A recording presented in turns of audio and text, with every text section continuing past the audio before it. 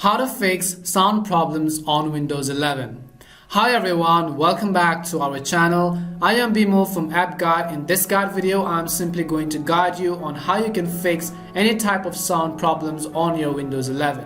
But before we get started with the video, if you are new to this channel, make sure to leave a like and subscribe, and without any further ado, let us get started with today's video. So first things first, what I am going to do is, first of all, I'm going to simply open my Windows device, and then I'm going to go to Device Manager. So you want to go ahead and open Device Manager on your PC.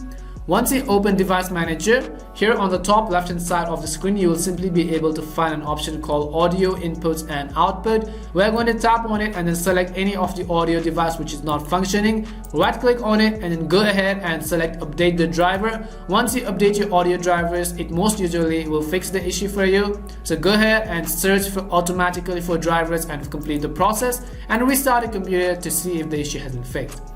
If it fixes the issue, that is perfectly fine. If it doesn't, the second solution we are going to go is to simply open our settings on our Windows. So I'm going to go ahead and open settings.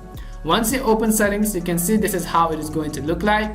Now here you want to simply tap on the second option called sound, which you see right over here. So I'm going to go ahead and simply tap on the sounds option.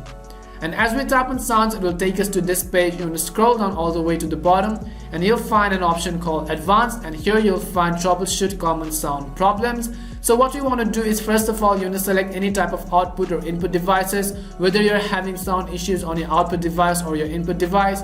If it is output, then tap on output. It is going to run a quick scan for you. Go ahead and follow the instructions accordingly. Allow it to run a quick scan and then see if your issue has been resolved or not, because this as well is going to work for many people, and 90% of the time a simple scan is going to fix your issue. If these two solutions worked, that's fine. If it didn't, then the final thing we are going to do is at the bottom left, we want to go ahead and tap on Windows Update. As we tap on Windows Update, we will be taken to this page right over here, and on the top right you'll find an option called Check for Updates. So you are going to go ahead and simply tap on Check for Updates and install any optional update as well as compulsory updates as well. Do not rule out the optional updates, because those files are also necessary for your Windows to function properly. Go ahead and update, and usually in an update they are going to fix most of the issues, such as they are going to reinstall your audio drivers, and usually that is going to fix your issue.